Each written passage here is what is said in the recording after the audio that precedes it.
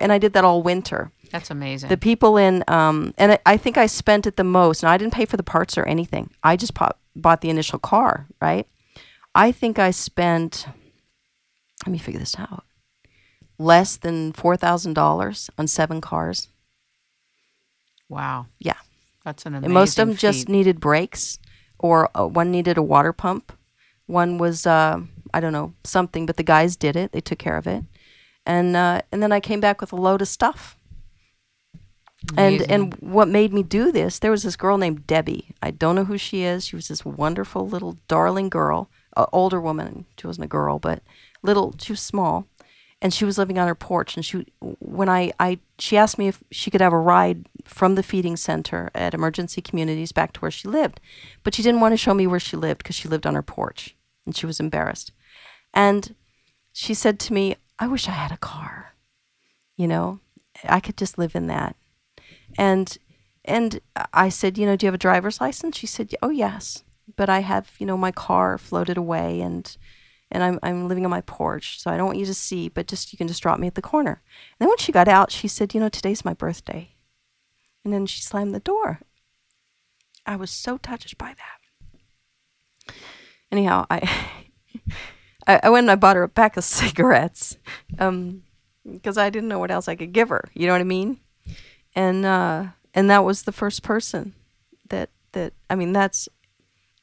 thought if I could just get her a car. So I started looking on Craigslist because, we do it all the time in LA, Craigslist. Maybe I know it's becoming worldwide, but and it was in Long Island and it was cheap. And I thought, are you kidding me? She could live in this. Because I used to drive a van. I'd be driving all over the rodeos and stuff when I was a kid. And in my van, me, my dog, my saddle. Oh, geez. Anyhow. So, yeah, that's kind of what started the whole thing. That's pretty touching. Yeah. That's pretty touching.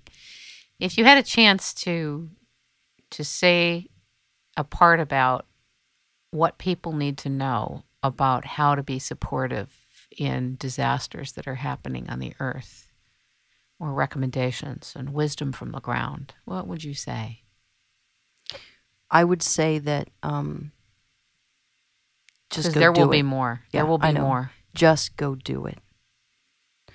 There's a time when you need to listen. It's twofold. Here's the deal: the more hands, the more care that you give each individual person. Don't look at it as this humongous disaster.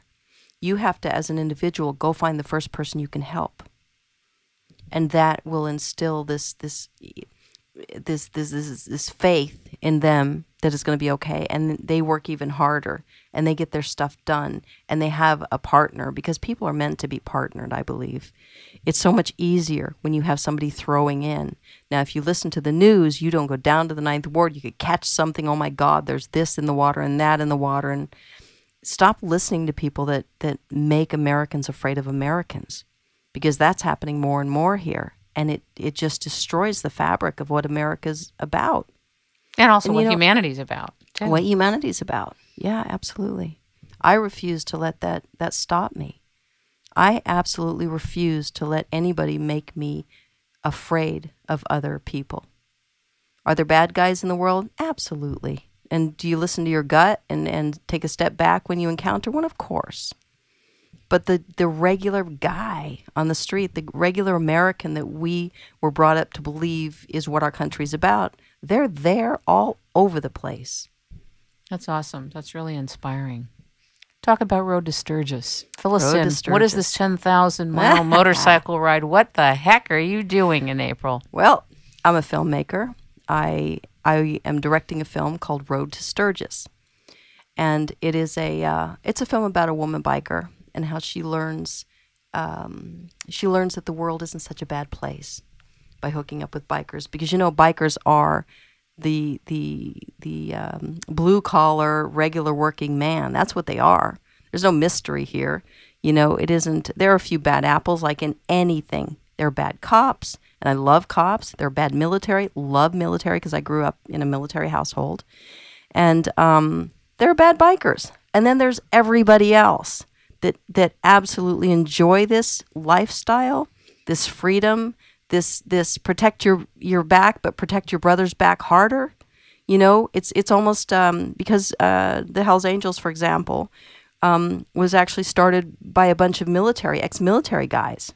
That's interesting. I didn't know that. Oh, yeah, yeah. And there's an absolute honor among these people. The same honor that you find in our regular farm communities or through the Middle West. What do you call it? What do they call it? Middle East? The Midwest. Midwest, I was going to say. The Middle East. In the Farm Belt communities, because I was born in South Dakota, and I'm related to, I think, everybody in South Dakota. But that's a big family, Allie. Yeah, I know it's a big family. You're telling me Christmas is hell. But yeah, there's a real red, white, and blue-blooded part of humanity that I think is the fabric of this country, and that encompasses a lot of bikers. And so I am doing one woman, one motorcycle, 10,000 miles around the country, interviewing people, meeting people. We're going to talk to people that build bikes, but we're also going to we're going to go back to New Orleans and to the pass, talk to those people. I have a lot of footage nobody's seen.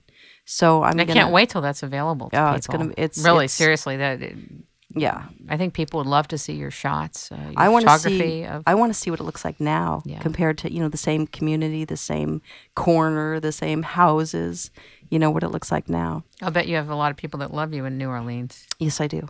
And they call constantly. That's Come great. back. That's great. So, and I've been back a few times. I've been in '06, obviously, when I was doing the cars. '07 I was there, and then actually last year I dropped by. So every time because I love to ride, I'm making my trek across the country constantly.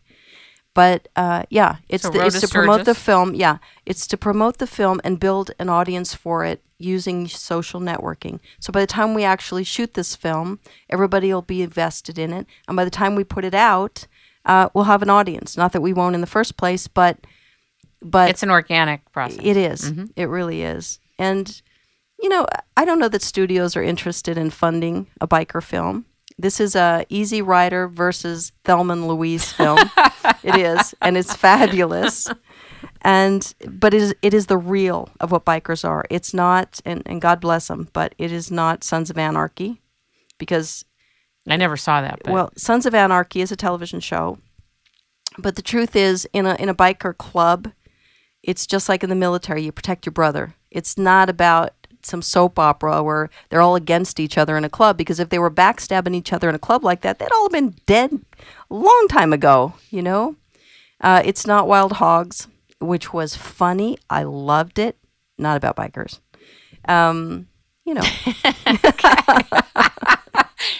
I'm getting closer to my sense of what it is. And I'm sure that it'll morph, too, as it gets going. Sure. I think there's going to be some surprises for you, even. Sure.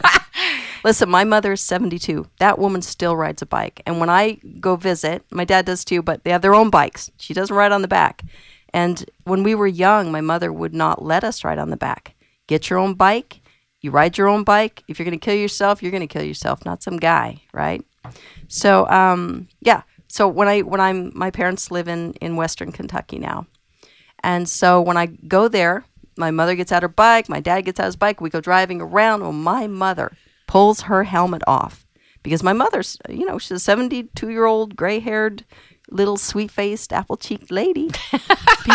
People give us a second look, and it's like she draws a crowd. Oh my gosh, da-da-da-da-da, you ride that by yourself? She says, I don't see anybody else on his bike. She's darling. So that's sweet. That's great. Talk to us a little bit about Peacekeepers. I just thought the audience should know a little bit about it. Peacekeepers is a film that I'm shooting in, it's about the Congo, the real of what's going on in the Congo. Not tribal wars. It is not what's going on in the Congo. The Congo is actually, it's almost like the Old West, the race for the gold. Well, in the Congo, there are people in other countries, which are Rwanda and Uganda, that actually go into the Congo and mine there, or they've enslaved the people of the Congo to mine the things that Western civilization